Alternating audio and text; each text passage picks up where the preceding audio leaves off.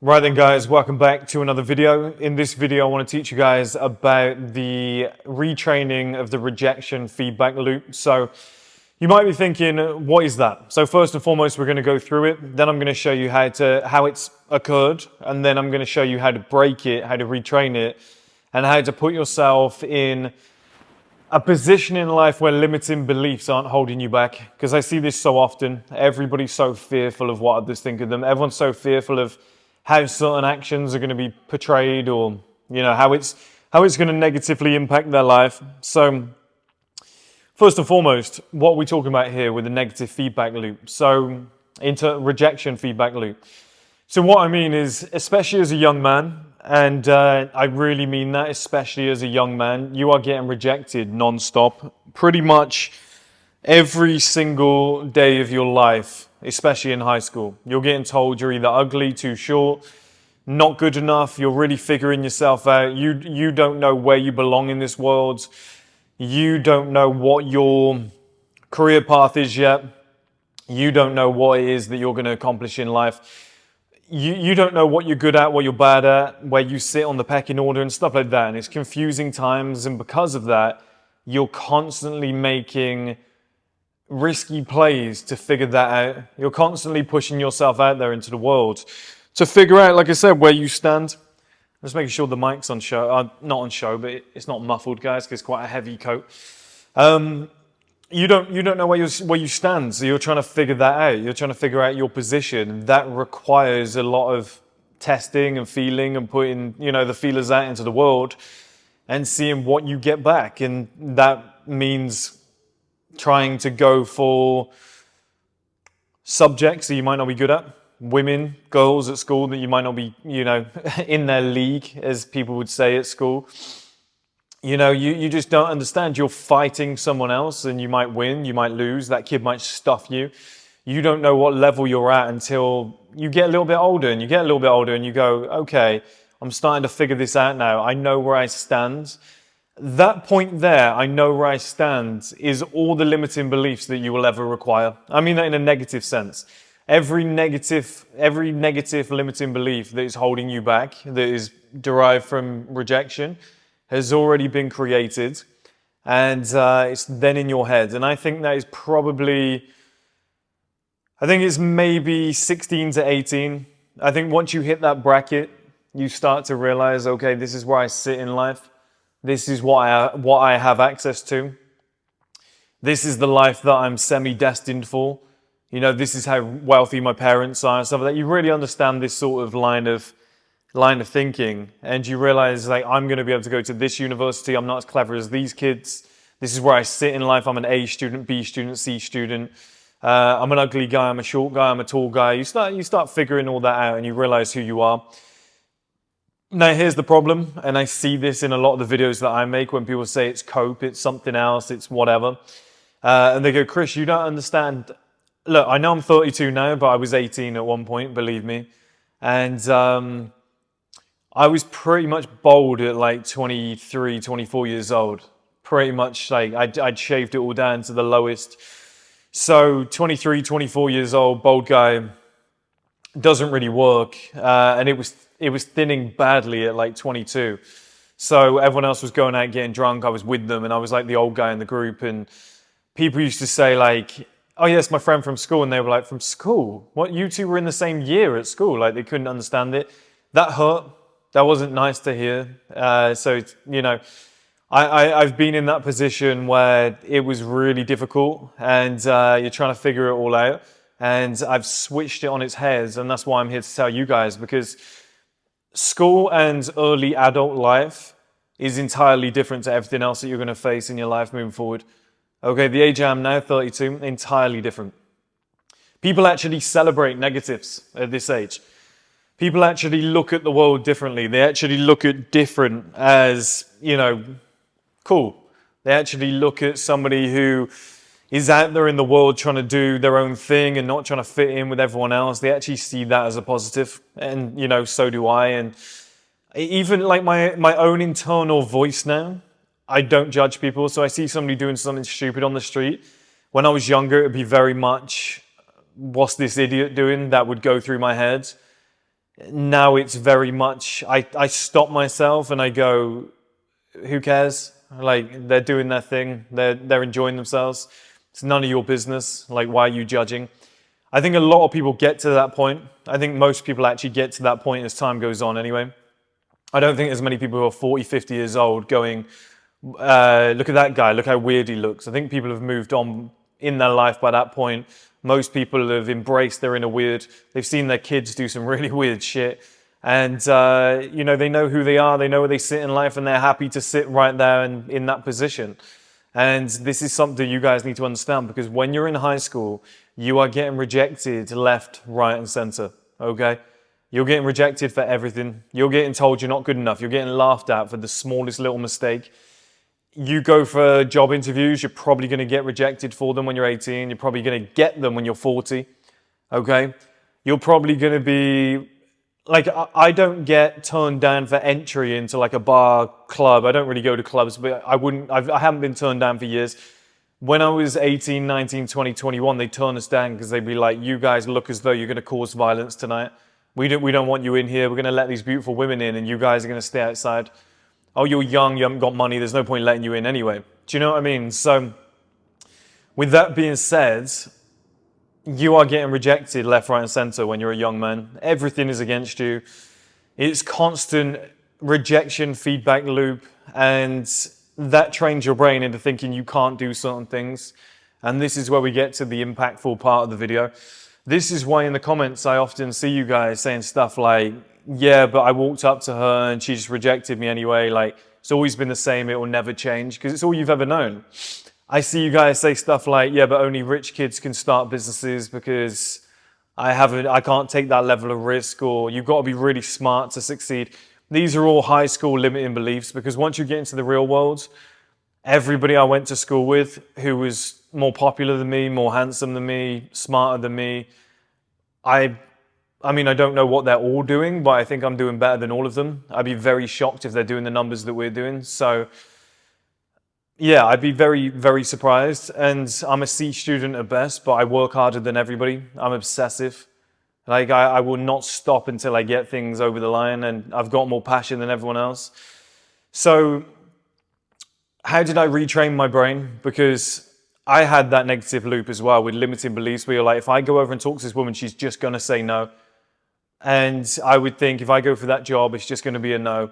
If I, try and talk to that person, they're just going to reject me. They're just going to say, why are you talking to me, kid? I don't want to invest in your business and stuff like that. And I slowly retrained that with something that Wheat Waffles actually calls low-hanging fruit. It's such a good phrase within this industry that doesn't get spoken about enough. It comes from the same place that I taught you guys about before, which was putting points on the board. I think it's the same thing. We just said it in different ways, like literally at the same time, which is really weird. And the low-hanging fruit and putting points on the board is just getting a small win, just getting the smallest win. And that's why I embrace like the marathon mindset, because you can just talk to people all the time. You just say little one-liners, little comments, and in the real world, people actually want to talk to you. In the real world, people will respond to you. In the real world, if you want to get something done, people will converse with you, but you're scared to talk to people because everybody you've ever spoken to has ignored you.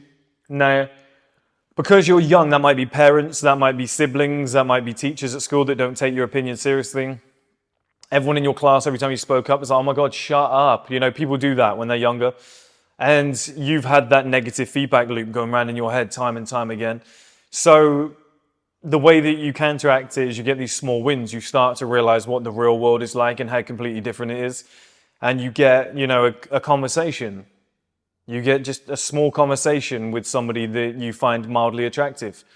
You have a conversation in an elevator with a guy who at school would never have even looked at you because he was the popular, jacked, handsome guy. And you say something quick, he says something back, and you're like, see you, mate, have a good day. Before you know where you are, you're like, oh yeah, the real world is different. Like it might take a year of doing this. It might take a year of like going out into the world and realizing that people actually do like you. People actually do need your skills in the workplace. What you can offer is valuable. People actually do want to hang around with you. People do think you have something, whether it's talent, good looks, whatever it might be. And then on top of that, you work on yourself. You work on yourself, okay? So you start chipping away at your body, your frame, your body fat, the way that you dress, the way that you conduct yourself, your body language, you clean up your diet, and you try and make yourself into the man that you need to be. You combine those two together and two things will happen.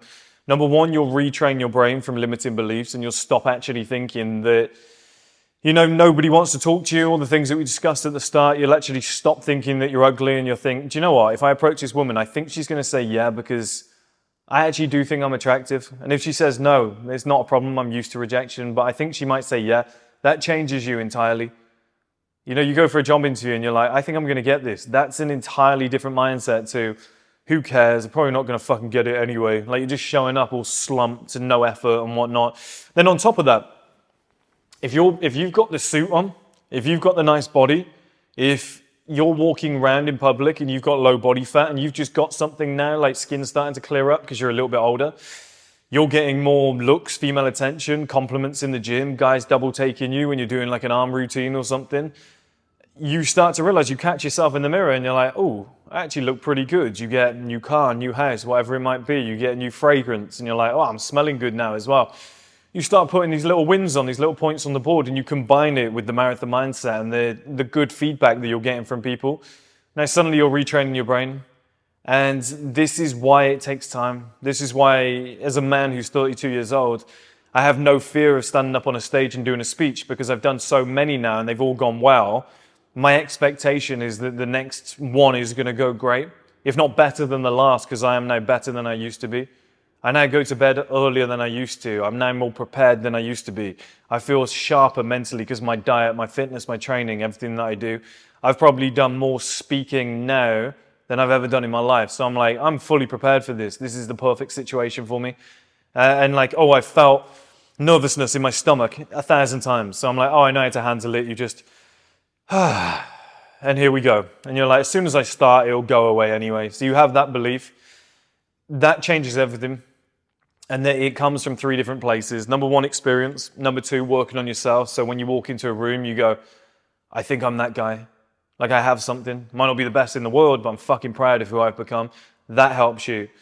And then confirmation from the feedback from the world around you. When people start treating you a little bit differently, because they will, because at 18, you'll get treated like shit. 19, you know. Have you guys ever seen the layer cake? Film Layer Cake?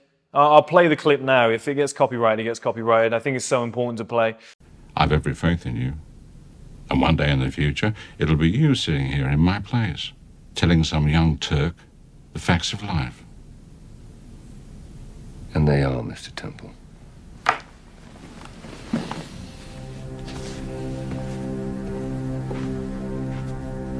You're born, you take shit. Get out in the world, you take more shit. Climb a little higher, take less shit. Till one day you're up in the rarefied atmosphere and you've forgotten what shit even looks like. Welcome to the layer cake, son. So this is very congruent with how life works. Very congruent. It displays the natural progression of a man. You're very protected when you first get out into the world. There's nothing really that can hurt you. You've got your parents, you've got everybody protecting you, everyone looking out for you. Then you get out into the world on your own for the first time, you take shit. Then you take more shit because you try more stuff. You know, I've told you guys before, if you want an easy life, do nothing new. If you want a successful life, do what I did. Constantly try new stuff. Take shit from people. Get told, oh, you're a loser, you're a scammer, whatever. You have to. You have to take all of that shit. I'm about to bridge into that third piece now where it's like you start taking less shit and it starts to feel good. This is the worst it'll ever be. This is when you take the most shit of your life. Then you take less shit. And then you get to a point where you forgot what shit even tastes like. And that retrains your brain in such a way that you're like, I'm the man. I'm the person here that everyone's going to respect and listen to. I'm the authority in this space. Wherever I go, I know I've done this before. That's the thing, like, have you ever been to a restaurant with a woman? No, I haven't. Oh, okay, well, you're going to be nervous then, aren't you? Have you ever done a speech in front of 20 people? No, okay, you're going to be nervous.